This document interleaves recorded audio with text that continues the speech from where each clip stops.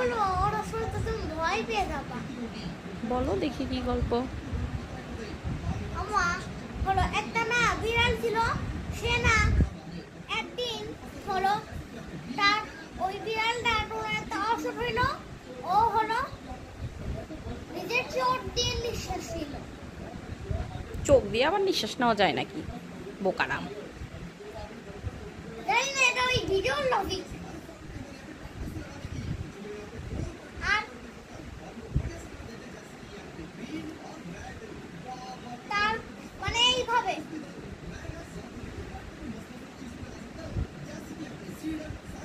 তারপরে হলো ওই ওই বিড়ালটার মালিকটা ওইটার ভিডিও করে।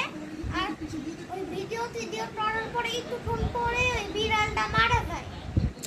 Very sad.